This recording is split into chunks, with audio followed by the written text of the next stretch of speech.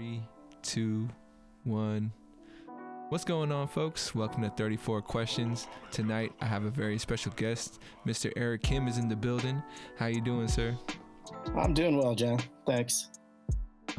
For the folks out there who are unfamiliar with the flow of the show, we do some intro questions. I throw in a little icebreaker as well, and then we jump into the main portion of the interview where you choose questions between 1 and 34, or a number between 1 and 34 that corresponds with the question.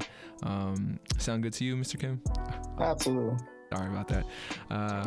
Well, my very first question for you is, how have you been? It's been a different kind of year for all of us. You've been doing well. You've been going through it. How you been? Man, for somebody who's had anxiety since as far back as I can remember, it's been a pretty rough year. Also, teaching online has not been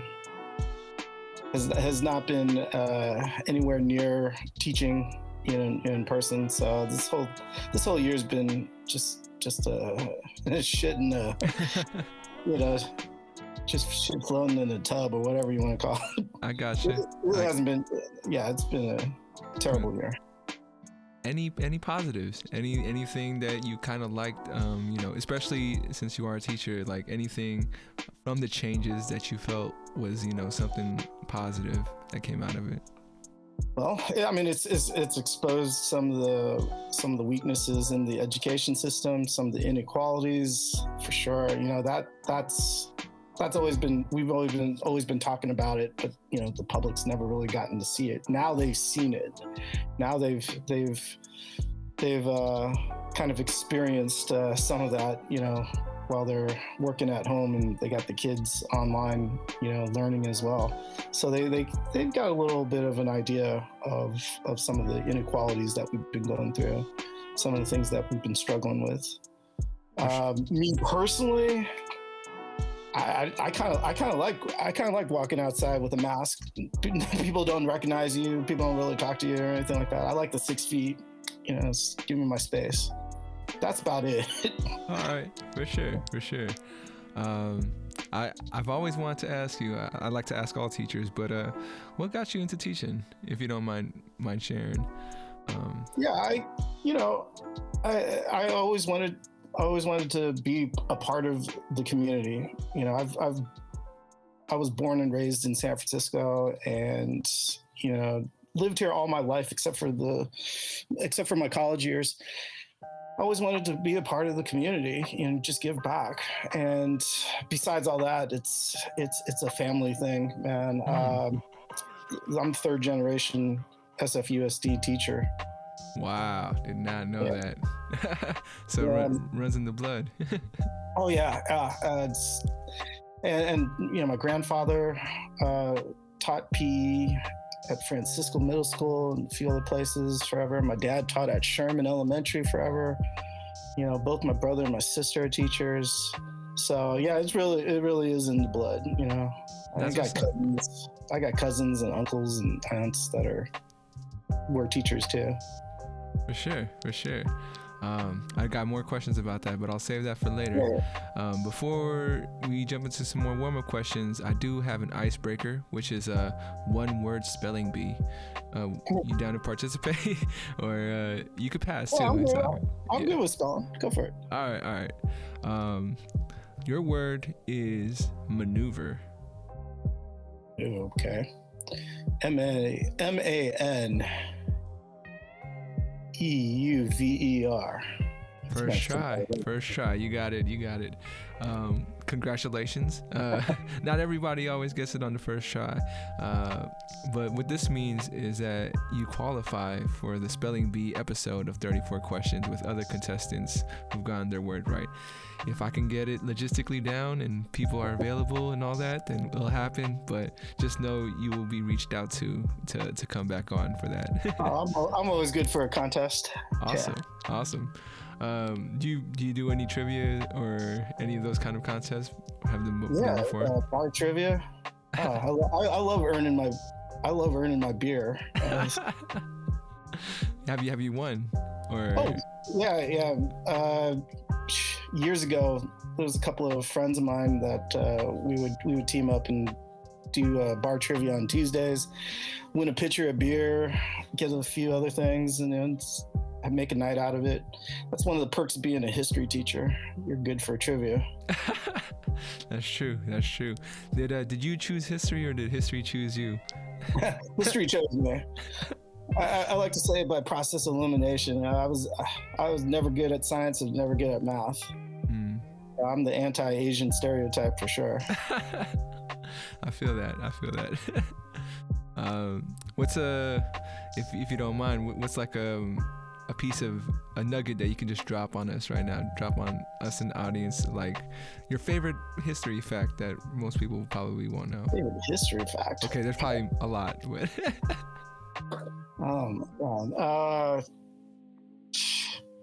Okay, well, my uncle, his father was one of the guys that preserved the poems at Angel Island. They were ready to destroy that whole thing when they were renovating Angel Island. You know how the people who were detained there, they carved in poems into the walls. Well, the National Park Service was about to destroy those, and my uncle, his father was one of the two guys that preserved it. Wow. So,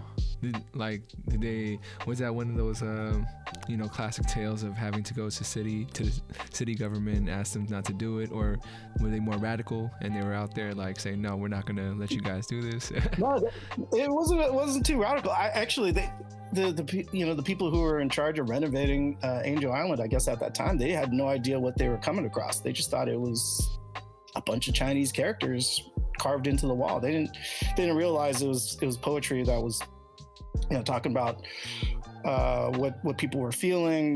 They didn't realize it was a primary source document of the time. So. Yeah, no, that's pretty crazy. That's definitely something I was not aware of, as far as having that kind of historical moment like encapsulated on Angel Island.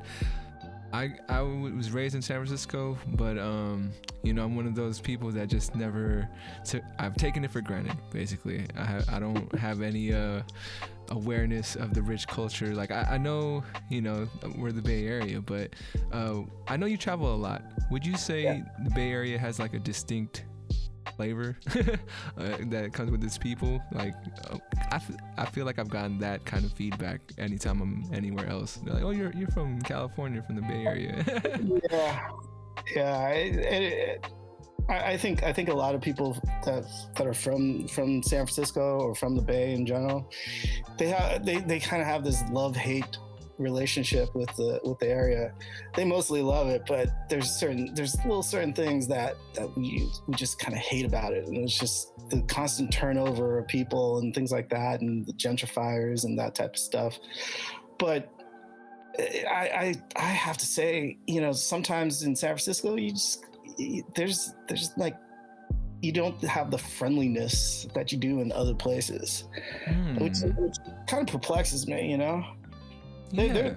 You have to go in real deep in San Francisco to get to the real people. I mean, you're not going to find. Clearly, you're not going to find it at Pier 39. You're not going to find it at Fisherman's Wharf. I mean, that's where tourists go, right? Yeah. But you're not gonna get that if you hang out in the Marina District. You hang out, downtown, financial district, whatever. You're not going to get that. You're not going to get the real feeling of the Bay Area. It's basically transplants kind of forming together. Techies within their own little world and stuff like that. But so San Francisco, oh man, how many? Let's see, I'm 46. So the years that I've been here, since I've been here in San Francisco, it's changed. You don't see as much of the hardcore San Franciscans. Yeah, and that's interesting when you talk about friendliness. Is it more so friendliness with like outsiders, or I feel like I've gotten more as I've gotten older. I'm getting the question more like, oh, are you from here, or like, where did you go to high school, and trying to kind of size me up if I'm from here or not. And once I reveal that I am, it's like that friendliness is there. It's like, oh yeah, I know you, da da da. But Yeah, it's kind of a known thing. It's kind of a known thing. You know, if you say you're from San Francisco, people will size you up. They will ask you those questions. They will ask you what high school you went to, see if you're legit or not. Yeah. You know, and realistically, people will extend it. You know, if you tell them Jefferson or they'll go, okay, that's close enough. I got you. You tell them you went to school at Logan or something like that. That's not San Francisco. This is Union City. Come on. Oh yeah. No, I feel you. That's more. Yeah, people will size you up, and then once you reveal that you're a real San Franciscan, then they'll be like, people let down their guard. Oh yeah. It's like you know, I recognize you as someone that went to my high school. Like as soon as you kind of reveal that about yourself, I feel like that's what kind of happens. You talk about the real San Francisco, and you know you won't get it at the tourist spots. So, I mean, I guess after this it won't be so much of a secret. But if I was a tourist coming into the city, where's a place or an event maybe that I should check out that would give me that, in your opinion, the true San Francisco vibe? The true San Francisco vibe. You know, tourists just aren't going to go out to the residential areas. You know, they're not going to go out there. But you know, the residential areas like Excelsior and Bayview and Sunset. You know, people that's where the real San Franciscans are. But you know, it used to be where you show up at the Mission and you'd be like, yeah, that's real San Francisco. But now it depends on what block you're on. It depends on what block you're on. You could go down one block and be like, yeah, this is old school San Francisco. This is like, you know, from the 1960s or 70s or something like that. And then you walk down the next block and it's like, damn, this is gentrified. It's like crazy. Yeah. So you get little tastes of it here and there. But you know, I mean, it's like you got to go to the residential areas. I mean, Richmond District, you know. Mm-hmm. I mean, I got family that live out there. That's not exactly gentrification central, but you know, that's where you got to go. I feel like a lot of people right now, especially the younger generation, has this hope that, you know, the gentrification will end and they will leave, and then everyone that's moved out will move back in. Is that something that you see happening, or is it pretty much, you know, it's just the times change, you know, there's a cycle that goes on? How do you feel about that? Yeah, you can tell by my laugh. You know, that's not. It's sadly, it's not going to happen. I mean, one of the things that I kind of take pride on when I teach econ to my seniors is I tell it to them straight. I mean, it's like, you know, if you guys got a foothold in the city, hold on to it for dear life, because I mean, it's not likely that you're going to be able to get back into it. You know, you're not going to be able to come back in. Your family's not going to come back in. But you know, I mean, just the number of people that can afford to live here, renting, it's just not going to happen. It's just not going to happen. Yeah, man, I'm in that boat for sure, and I have these wandering thoughts of like, oh, where else could I be at? Where else could I find myself settling down in? Like, could it be a different state, different city? But you know, I'm also a little bit fearful because I know it's not gonna be like this. It's not gonna be, you know, where I grew up. It's not gonna have that comfort vibe that you know I grew up with. So. And any places that you've been to that kind of resemble the vibe, or maybe a different city or a different country? You know, I always say if California were to like break off and float into the ocean because of the earthquake or something like that, and I had to move, the closest places I could think of are Seattle and Vancouver, but prices are going up too.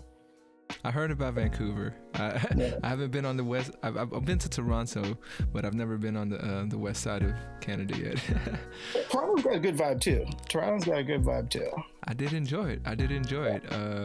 It was. I really like. I guess I've never been to a place where I didn't feel like it was a melting pot. You know, where the the demographics was a good mix of everybody.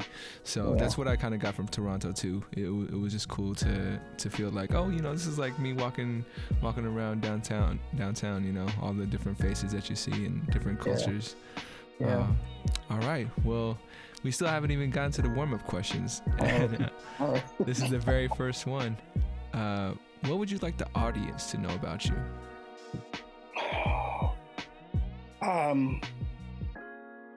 You know, I just like to be thought of as somebody who's trying his hardest.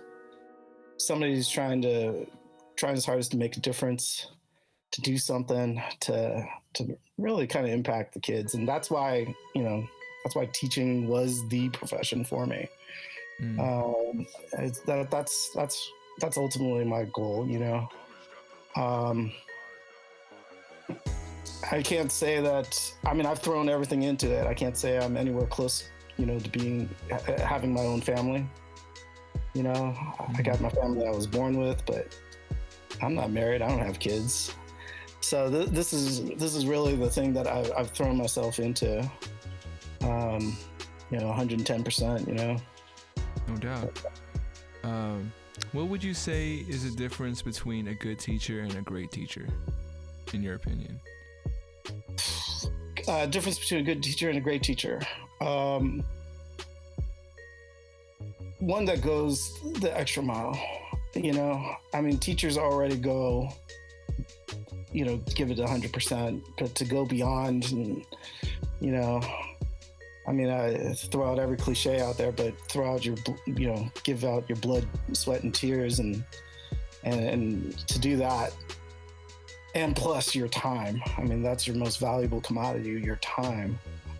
That's part of what makes a good teacher great. For sure. Good teachers, they do the job. They do the job within the confines.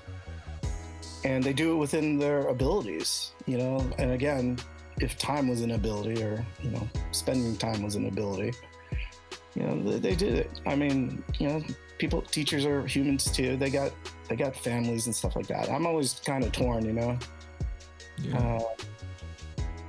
I want to have a personal life, but I also want to, you know, throw my everything into teaching. So, you know, I don't blame anybody for any choices that they make as a teacher. You know? I feel you. I feel like a lot of people in other industries and professions, they're probably jealous of some teachers because you guys get you get some breaks throughout the year. Is that true? Are the breaks as long and as big as everyone thinks it is, or you guys are pretty much working through the summer too? And you know, the gap is closed. You know, the gap is closed. There are a lot of industries out there that shut down around Christmas time, you know, for 2 weeks. I can anticipate it being even more like that with people working from home more often. That's going to be the thing now.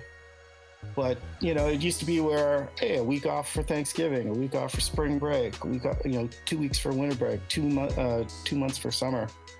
Yeah. You know, it seems like more people are there's a lot of people are catching up with that stuff, you know? Well, you know, maybe eventually we could all make it to a 4-day work week, you know? Oh, I will. That's I'm crossing my fingers on that one. My second question for you in the warm-up is, if someone were to pay you a tribute, how would you like to be honored? If I was going to tell myself I would do some sort of act to honor Erick Kim, what could I do? You know what? I've actually thought of this before. You know, this past year made me really think about my mortality. I mean, I'm not going to say I was in a really dark place, but it really made me think about my mortality. The tribute to Mr. Kim, I could see it being, you know, held in the school auditorium with the choir singing, some people saying some good words about me, and then I have a big gigantic school portrait of myself with a flowers on it, like it was Bruce Willis in Armageddon. I got you. I mean, that's the tribute. I mean, I just, you know, just hear people say the nice words about me, and then I look down from wherever or look up from wherever I am, and just hear the good words. For sure. Well, you know, I will, if ever need be, try to make that happen for you. Yeah, very good. And the last question that I don't know if you've seen any episodes, but this is a very reflective kind of podcast, as you will find out. But I think this last question kind of sets the tone pretty perfectly. And on a scale from 1 to 10, how well do you know yourself? Yeah, I did see that one. I'd probably say 7. I think more than the average person. I think I know myself. I got you. I run through scenarios. I'm one of those overthinkers. Same here. I mean, not to inaction, but you know, I think I know how I would react in different situations. I feel it. Yeah, that's a big part of knowing yourself. That is the most popular answer so far on the podcast. Everyone is around 7.5.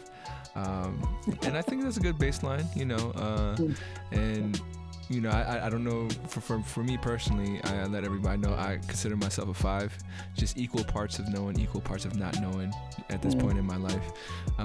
And also, you know, I like to say at my highest of highs, I know myself the most. Lowest of lows, that's when I feel like I don't know myself at all. And that kind of fluctuates throughout my life sometimes. But yeah, 7, fair enough. Want to ask you, what's your favorite part of your personality? Ooh, favorite part of my, you know, as far as my family goes, I turn out to be I won't call myself a rebel, but I kind of go my own flow within my family. You know, I was the first one to leave for school. I'm the big traveler. I'm the one that will try different foods and stuff like that, and you know, just so within the context of my family, I'm the adventurous one. But in the big picture, maybe I'm above average. But I kind of like that about myself. For sure. And compare myself to when I was a teenager. Man, you couldn't get a word out of me when I was in elementary school, in high school. It's just college was a big deal, and it got me to be a little more adventurous. So I'm glad I took that plunge, left the city, and you know, really kind of started a different personality. You know. Where'd you go to school? Was it in the Bay Area? UC Davis. Gotcha. I was like, just far enough where, you know, the parents will make a surprise visit, but it's close enough. If you need to go home, you go home. That's a sweet spot for a lot of us Californians. It's like, you know, I went down to Long Beach for similar reason, far enough, not too far, and I feel like everyone in SoCal comes up here for the same reason, and also to avoid the out of state tax for college. Oh, yeah. For sure. Well, let's jump into the main portion of the interview. We do have 3 levels, so there's an easy, medium, hard, depending on wherever you feel comfortable starting. Where would you like to start? Let's go middle. Middle. All right. And go ahead and throw me your first number. Shoot.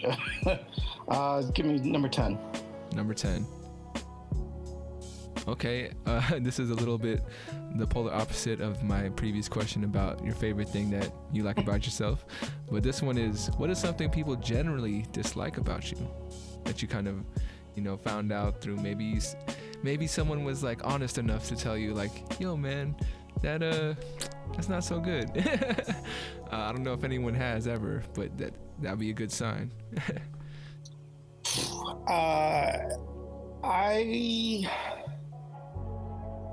I like to joke. I like to joke around, but I know when to code switch and stuff like that, and I know when to kind of tone it down and zip my mouth and stuff like that. But every once in a while, I'll let some jokes fly that, like, ooh, better dial that back a little bit. Never mind. That's probably it. My sense of humor. I could have a pretty dark sense of humor, so, and it might not translate too well with everyone. So I basically keep it with my friends. If I've known you for like 20 years, all the jokes can be flying. But other than that, you've tried to test the waters a little bit, right? And just like see.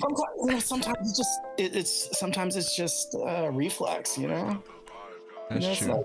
Nothing, nothing like shockingly inappropriate, but I mean, it's like. I have my set of jokes for the classroom. I have my set of jokes with coworkers, and then I have the bulk of my good work is with my friends.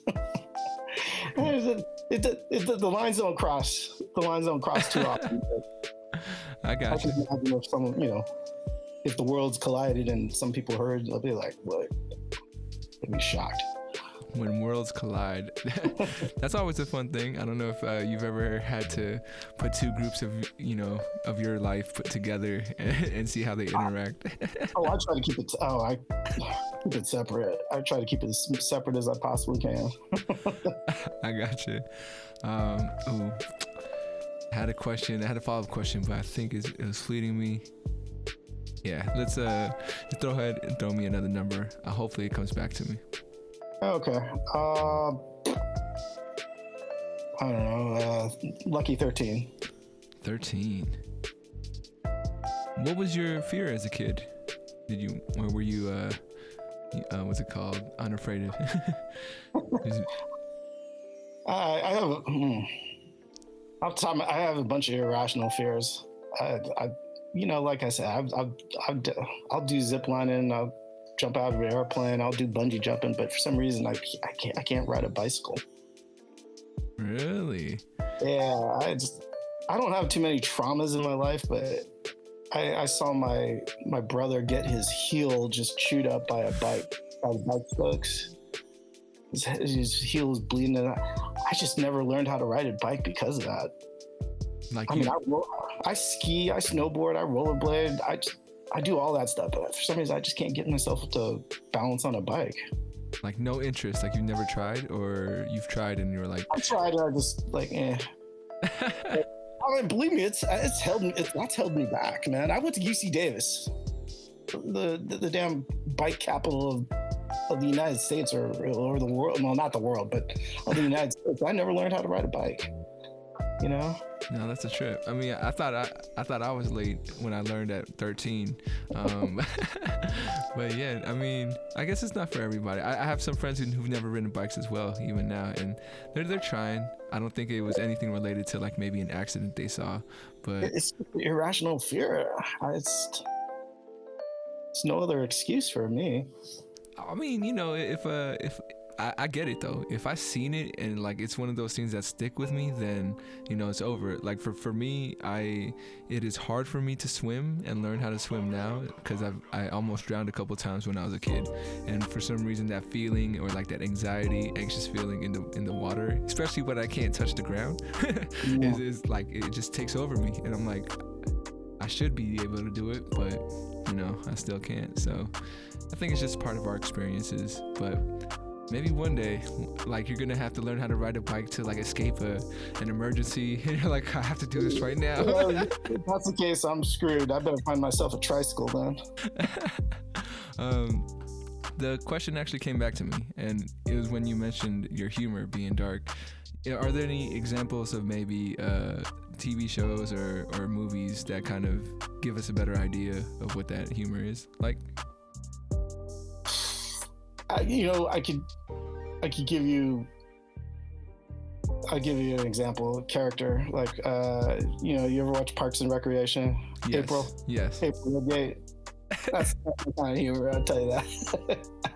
It's just deadpan dark humor. That's hilarious. Okay. I'll give you that as an example, you know? Now I get it. Yeah, and I can see how it could be too much for some people, but yeah, I mean, that stuff's hilarious to me too. If there's dozens of us out there. Yeah, I mean, you know, boy, how about this wouldn't qualify as dark, but certainly inappropriate humor. Freaking Al Bundy from Married with Children. Oh, definitely inappropriate now. Oh, yeah. A lot more so, but for sure, Married with Children, Al Bundy. What's it called? What was did you have any favorite lines of his? I know he has a few quotes out there. No, but man, I would be tarred and feathered if I ever wore this T-shirt. You know the No Ma'am. It's like the anti-woman club. Yeah. My old college roommate bought me that T-shirt, and I still have it. I I swear, if I ever wore that out, I'd be like, I would be. Man, it would also depend where you were, right? Maybe you just gotta know where you are.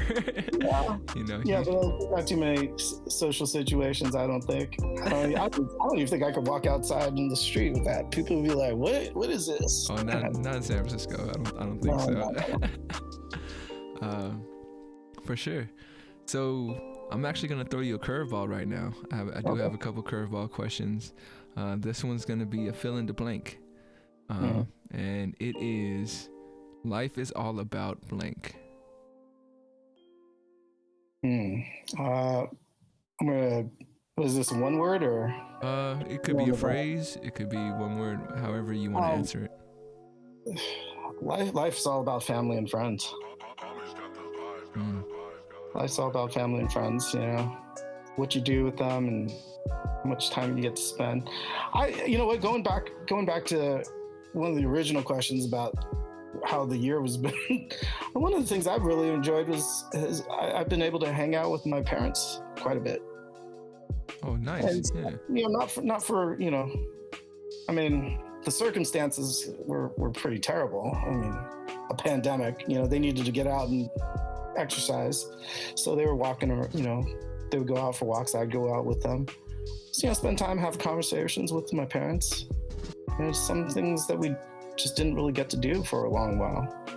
And then unfortunately with all the, you know, the Asian hate going on lately, they were definitely kind of hesitant to go out for walks. I mean, people are getting attacked at places they like to go to. And so, you know, they made it more frequent to come out to my neighborhood and walk with, you know, myself and my sister and her kids, you know. For sure. Your whole family's still in San Francisco too? Yeah, all of us are. You know, we all found our creative way of staying in the city. That's dope. This might be a little too personal, but feel free to pass. Would you say, what traits would you say you got from your mom, and what traits would you say you got from your dad? Well, I'm definitely stubborn like my dad. I think I've gotten the toughness of my mom. Sometimes that's a bad thing.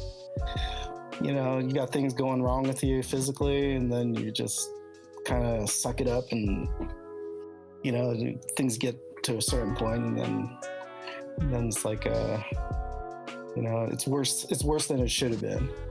So, but yeah, you know, I've got my love of learning from my dad. I had the sense of family from both sides. They both have big families. My mom's the oldest of 7 sisters, and my dad's the second to youngest of 5. Those are big families, man. Yeah. And got a ton of cousins too. But yeah, we always do these family gatherings and stuff like that. So the sense of family, really comes from them. That's dope. Sense of loyalty for sure. My parents, their friends, they've been friends with their friends for, we're talking about 50, 60 years, Yeah. They don't take two new friends too easily. Interesting. I was asked this question recently about having either, would you rather have 100 pennies or 4 quarters? Oh, 4 quarters. And then it was like, would you relate that same answer to if you were going to think about it as in like how many people are in your network or your friends? Yeah, I mean, well, if you're talking money, but yeah, we're talking friends. I don't know how I would translate that, but I was gonna say quality over quantity, but exactly, no, that's exactly what it is. It was just funny because actually at this point in my life, I kind of chose the 100 pennies, just more so that I feel like the quarters that I've had throughout my life, and maybe like your folks, it's like, I don't need any more like long-term deep relationship friendships because I have those already. And I guess where I'm at this stage of this project and everything, for me it's really valuable to just get to know 100 pennies, even though if it's only like for a brief moment in time. So I mean, if those pennies, if some of those pennies multiply into quarters, yeah, no problem. Let's put it this way. I think if we expand the choices a little bit, give me 20 nickels. I'll take 20 nickels. I got you. Bad. I'll take 20 nickels. You're just like a teacher, man. You got to think outside the box and present different options. Appreciate that. All right, let's jump back into the numbers. You still want to stay at level 2? Maybe move up, move down? Move up. Move up. All right. Go ahead and throw me another number. It could be the same ones because they're different questions and different levels. Okay. 5. 5. Have you ever been bullied? Oh wow. Yeah, that's it. Feel free to pass if you. No. One of the things, I guess, one of the traits I always liked is like I could always be a chameleon and just kind of slide through. That's one of the things I love about being a middle child. Spotlights off of you. So on the most part, the only time I was ever bullied was in middle school, and that was like 6th, 7th grade. I remember there was this one bully, big guy, dude had white hair. This guy was an 8th grader. All right. And, this is back when we had wood shop, right? So, wood shop was still being offered. So there was a bunch of power tools and tools in general that were available for him to choose. This guy was a bully, and you pick on myself and my friends and, a couple of my friends that were in the class and all that. And just, he wouldn't go up to us and punch us or nothing like that, but he'd give us a hard time and all that. Anyways, I remember one day some other dude tried to pick on us. This was a grade level class, and one of the older kids tried to pick on us, and our bully bullied him because we were his victims. He was kind of protective of us, and we're kind of like, okay, I guess. If this guy ain't gonna punch us in the face, I guess this is acceptable arrangement, Yeah. that's my, that was the time, really the only time I've been bullied. Otherwise, I've been just kind of like skating by, not bullying people, but not really being the victim either. I got you. Did you ever I guess talk about those moments with that bully in the future? You ever reconnected and was like, oh nah, not at all? I've never seen that guy since. Believe me, if I ever saw him in the street, I would recognize him. This guy was a giant. I swear he was at least 6'3", 6'4", with gray hair as an 8th grader. That's pretty crazy. The gray hair kind of gets me. Like how? Yeah. How? Yeah. But he, as is fairly common in the San Francisco public schools, sometimes students just disappear, and you don't get the full story of why they disappear. No, that's true. That's true. So yeah, I don't think it ended up too positive for him. I see. Yeah, that happened a few times in high school. I actually went to a private school from kindergarten to 8th grade, one of the Catholic schools in the city. And then I went to a public high school. Wanted to ask you, what is your opinion on higher education? Because for me personally, it was something that I went through, and felt like it was something that was supposed to happen. You know, like, oh, you need to follow this track, and I can honestly say that I probably wasn't ready for it. I wasn't. I wouldn't say I was mature enough or even had that awareness of what I wanted to do, which, kind of, put me in a hole a little bit. Not as big as everybody else. Went to a state school, but yeah. What is your opinion on higher education? It used to be where everyone would throw the resources into, hey, everyone goes to college, everyone do this, everyone does the same thing. What I'm kind of liking now in 2021 is we're really looking at the individual needs of the student, more, and we want them to be eligible for university, to get into universities and whatever, but at the same time, if they have an interest in doing something, if they know they want to take a certain path, we're not going to discourage or really kind of, make them feel like an outsider for it. I mean, if a kid's good and, is going to be good in the trades, hell, they're going to make a good deal of money. A lot of them are going to make more money than I will, So, I mean, I've got, what is this, 21 years of teaching. I mean, I've got all types of success stories from all different paths and stuff like that. And we can't close it on that, We can't just shove a kid into, university life and go, here you go. And then next thing you know, they're $100,000 in debt or whatever.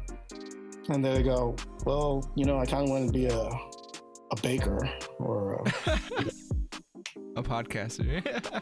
and they keep doing that the entire way, I mean, there are so many different ways that a student can pick up their skills, and they don't have to go through that path, It's so, I like where we are now, where we're making sure everyone's eligible if they want to go down that way, Yeah. But they have resources for them to go in different directions, That was definitely one thing that stood out to me while I was working at Burton, was the different academies that you guys kind of laid out for the students, and how I didn't even realize it till like I was there a little bit longer, and the students would kind of tell me about what the path they chose at freshman or sophomore year, and how it was building up, and I was like, you guys are doing this? This is like something I was never exposed to in high school, and I don't know if is that something recent, or is that something that's been going on for a while in SFUSD? It's been developing for a while. But even that's still kind of pressure, Imagine you're a sophomore and you got to make these decisions, and that might, some kids go into the health science academy and they don't, they're like, I don't even want anything to do with this. Yeah. Well, what would you say is something like a new technique or strategy that you would like to introduce if you haven't already? What, to teaching? Yeah, to teaching. Man, the thing is about with teaching, there really is nothing new. It's just revamping it and tweaking it and just really keeping it current. I'm, even with all these years that I've been teaching, I'm still catching up, So I don't know if I can offer anything new. I don't know if I can offer anything new and innovative. The thing is, teachers have to be open. They have to be open to make those changes, and they have to be open to, make these switches and really, really implement them, 100%. Yeah, no doubt. I had another fleeting question, but let's jump into another curveball. And this one is a shout out question. If you feel comfortable mentioning a name, you don't have to. You can just talk about the experience. But it is, did you ever have a favorite teacher or coach or mentor in your life? Yeah, actually, I did. The high school experience for me, really the entire school experience for me, wasn't all that great, wasn't all that positive and whatnot. So, but there's certain teachers that just kind of, they'll stand out, and I never repeated any teachers. I never took teachers multiple times or anything like that. So it's like not like I had like a long-term, relationship or friendship with them. But my journalism teacher in high school was the first one that had, faith in me that I could, step up into a leadership role. He allowed me to become a newspaper editor for the sports section. And I'd never had that kind of, no teacher had really had that kind of faith in me. And that was kind of, I worshiped him for that. I got to, he was a colleague of mine at Burton. Oh, that's crazy. That's pretty crazy. Yeah, I didn't realize at that time is he was in his second year of teaching, or third, might have been third or fourth year of teaching at that time. And then he became the librarian at Burton. So, and then before that, it was like, I was taking some courses for, professional development at SF State. And he was one of my classmates. So, it's, as far as having a mentor, or at least, a teacher that was a really positive influence in my life, that was him. I'll give a shout out to him by name. No worries. Yeah. Hammer. Oh, what was that? Sorry. Pete Hammer. Shout out. So as a teacher, I assume that you've been able to make connections with some kids, and seen their growth and been a mentor to them. Does it still hurt you when you're unable to reach a kid? Like, I know it's probably some kids that you don't vibe well with, Yeah, there's always, first of all, we have in high school, at least on the high school level, you can have upwards to 150, 175 kids come through your way.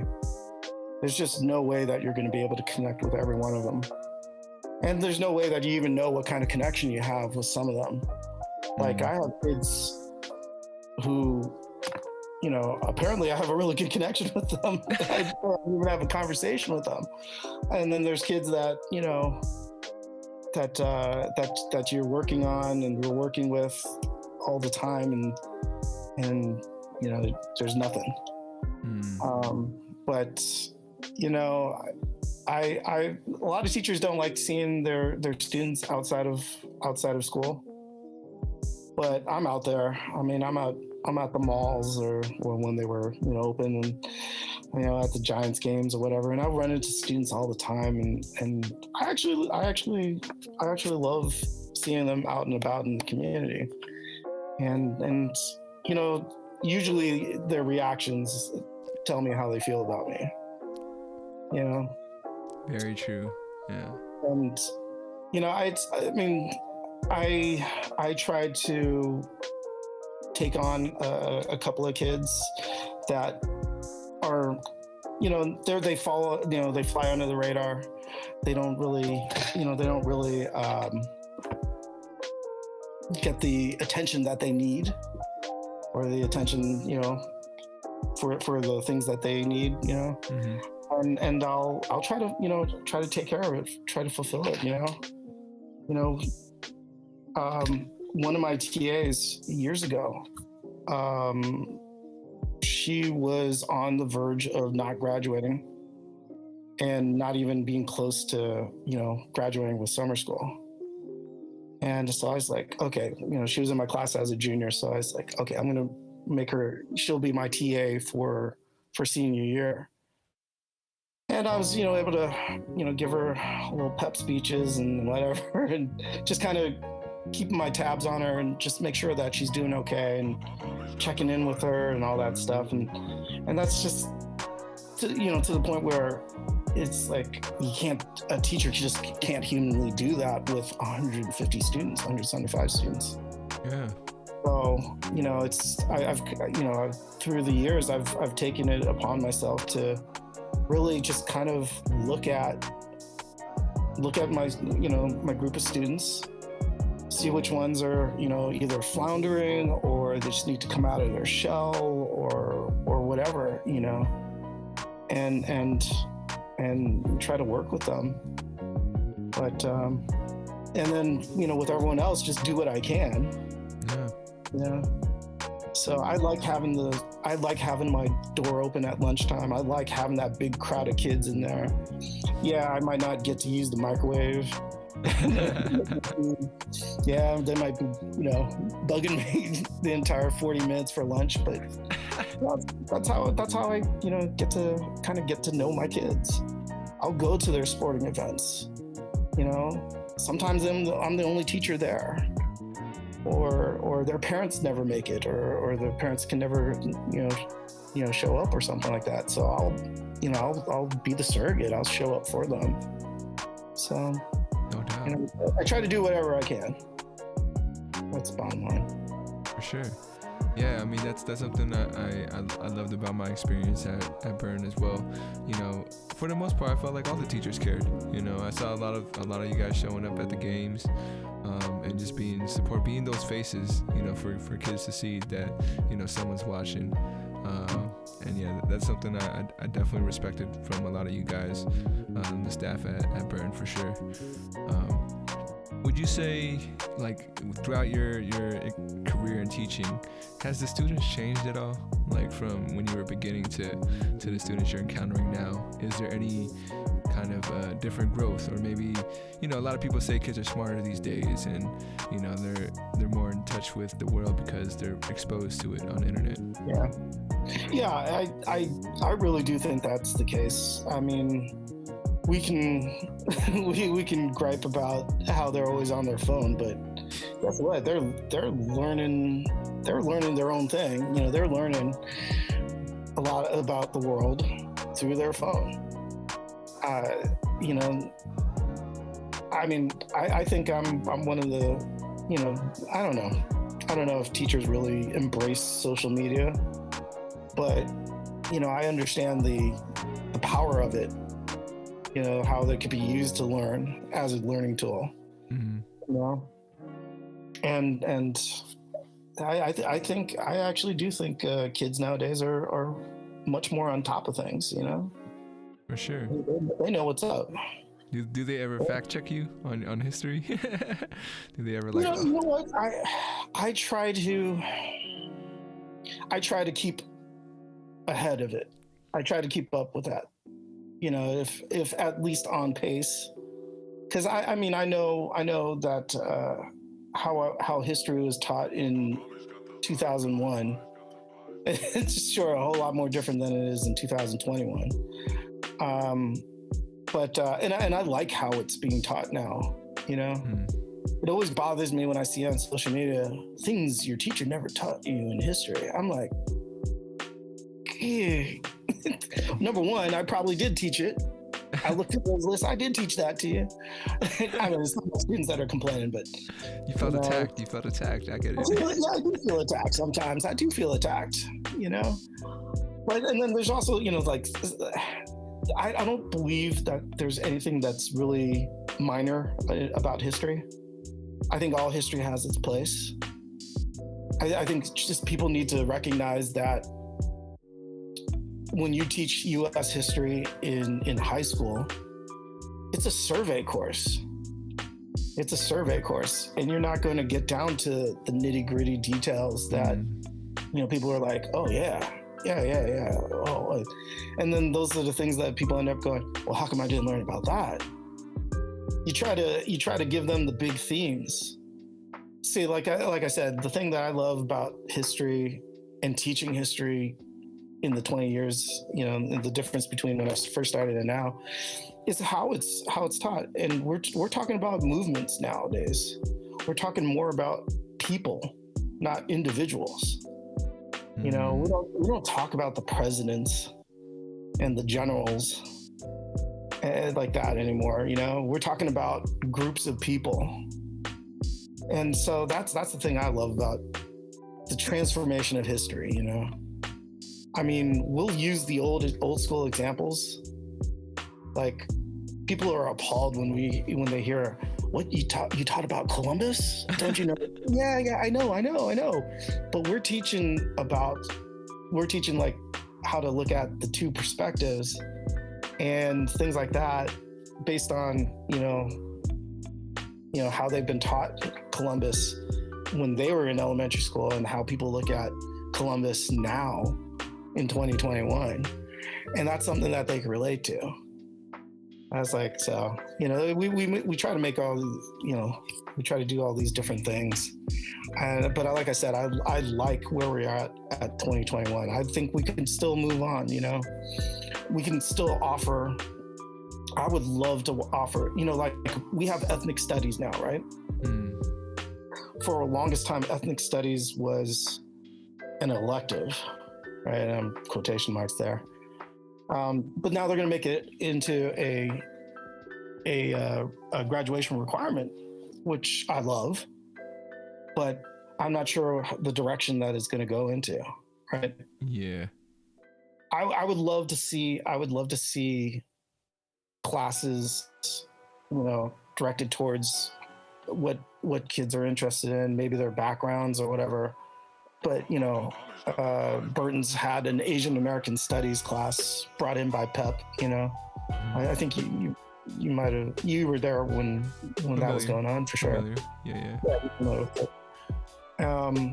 But, I mean, I know it's not possible in a high school setting, but you give a kid a chance to check out African American history or Latinx American, history or whatever, and you're gonna get that engagement, For sure.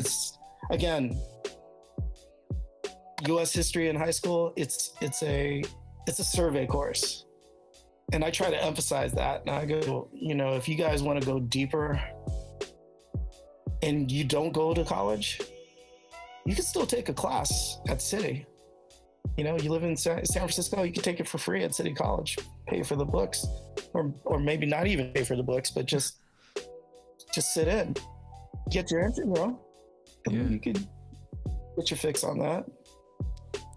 I mean, one thing I really thought was dope that you brought up was perspective, and including that in the history lessons, because I think that's something I wish I had. I didn't have perspective taught to me as far as like the different sides of history at the time, which, it really depends on what the curriculum requirements were back in the day when I was going to school.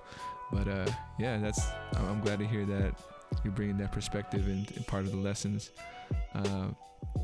Just want to let you know we've pretty much reached the end of the podcast. I have a few more concluding questions for you, just a couple. Just want to thank you again for your time. I hope you had fun. This was a great conversation for me, so definitely appreciate it. All right. So the first question is actually a question from my previous guest. I've been trying to find a way to connect my guests together. So this one is coming from Mikara I hope I pronounced that right, Mikara. If her question for you is, if you didn't have to worry about money, what would you do for the rest of your life? Ooh. I've thought about that too. I mean, I don't know how far I am off from retirement, but if I didn't have to worry about money, man, I'd be traveling the world. I would be traveling the world and like spending, a good chunk of time at each place. Travel's my thing. And past year has been rough. I can't imagine for you. I know you love to travel, so. It's getting fancy, man. But yeah, I'd be traveling, trying out food, and just looking at the sights and experience, and of course the history. That would be my dream. Two follow-up questions. One, what percentage of the world have you already seen or been to? Have you gone to 50 or you? I forgot what my last count was. It's pretty close to 40 countries. I was supposed to head to Africa in summer of 2020, but that's obviously been pushed, and it's probably not going to happen. I don't know if it's going to happen in 2022 even. Yeah. I don't know. Traveling is kind of weird right now. I wish I could. I had tickets. I bought tickets to go to Hawaii 2020, and I've been pushing it back. And right now they're telling me the last I can use it is sometime in September. So hopefully everything's fine in September. Yeah, you should be okay. Yeah, I hope so. And my second question is, or the second follow-up was, how long do you recommend someone staying in an area to really feel like, they've gotten the experience? I guess it depends on the person, but for you, how long do you think someone should stay in one place? Some people will stay months in a place. Like one of my very first students, she's actually spent most of the pandemic in Thailand. Whoa. In the rural areas. I mean, she basically closed up her shop and moved to Thailand, and she's been there for, I think, almost the entire pandemic. That's a little extreme. The thing that I might want to do later on maybe is at least spend a month in a place. For me, the longest I've ever spent in another country is about a week and a half. Oh, okay. Yeah. It's not the greatest, but you get a good taste of things. Mm-hmm. I think in most places I'll stay 4 or 5 days, and then I'll kind of base what I'm going to do next if I'm going to go back there. It's like I spent. It wasn't necessarily by choice. My friend goofed things up, so we had to skip a country. But spent about 5 days in Kazakhstan. Whoa. 5 days in Kazakhstan, and about the same amount of days in Kyrgyzstan. People wouldn't necessarily even think about going there, but I loved the experience. Yeah. Spending 5 days in each of those places, really getting to know people. Like our tour guide in Kyrgyzstan was just this teenage kid that was waiting on our table. And the only reason why he did that was because he was the only one that spoke English. And he ended up, being this burgeoning tour guide. And he took us around, and it's like, it's just dumb luck. But, the kid was, just eager to have conversations, just talk about his country and all that stuff. And he was showing us, I guess, his perception of the real Kyrgyzstan. So, Yeah. So it could be as little as 5 days. It could be even less. Just being there is the first step. But that's a crazy story with the with that kid. Just being your waiter, and then like, I don't know how it came up, but was he offering like, oh, I could take you around, or did you guys kind of ask him, well, could you take us around? Yeah, we were just asking about we were just asking about the city and how to get to certain places and whatever, and sure, there was some money in it for him. Yeah. we paid him. Oh, What he asked for, and it was like we thought it was more than fair. for sure. Cool. And then my second question for you is, what would you like to ask the next guest that comes on the 34 questions? I'm gonna keep it travel related, but it'll be like, if you had to relocate for a year, where would you go and why? Okay, gotcha. It's consequence free. You don't lose your job. Your job is waiting for you when you come back. Okay. The cost is no matter. It's where would you like to live for a year, free of consequences. Gotcha. All right, I'm always curious who comes on. I never know for sure who's coming on next because things change, schedules change. So for me, as the host, I'm like, I wonder where this one's gonna land. Appreciate it, and I know we've run over a little bit, but my final question for you is a question that kind of ties everything together. Is what would you like your descendants to know about you? Thinking 500 years from now, they're kind of watching this video and they're like, what would you tell them? What would you want them to know about you? Well, I don't know if it'd be direct descendants at this point. Again, no kids that I know of. That you know of. Yeah, even that would be an inappropriate joke for some circles, but let's say the descendants of my nephews and my niece. I would want them to know that I tried to maximize what I did with my time on Earth, and I would hope that they would try to do the same. Just make sure that it's a positive. Make sure they have a positive impact, as positive they could possibly make it. That's what I hope they get from, if they ever study me or if they ever see this. This will be available to them. And I've had that kind of feedback as far as saying descendants, either direct descendants or not. And for me, I kind of think of it as we kind of came from the same ancestors. There was a finite amount of population, so we're all brothers and sisters in this great world. And so my descendants are your descendants, and it's we're all part of it. So thank you for that. And any last things that you want to add before we head out of here? Guys, everyone live your best lives, man. This year should have taught us everything. Everything can be gone, everything be taken away in a split second, but just everyone live your best lives. Heard it first from Mr. Erick Kim. Live your best lives, folks. Thank you for tuning in. Thank you for listening or checking it out on YouTube. I hate to say, but subscribe, follow if you wish. It doesn't hurt my feelings. I want to thank you again, Mr. Erick Kim, for coming on, sharing your story. Definitely appreciated your time and the stories that you shared. So thank you, and we'll catch you guys next time on 34 Questions. Thanks, Jan.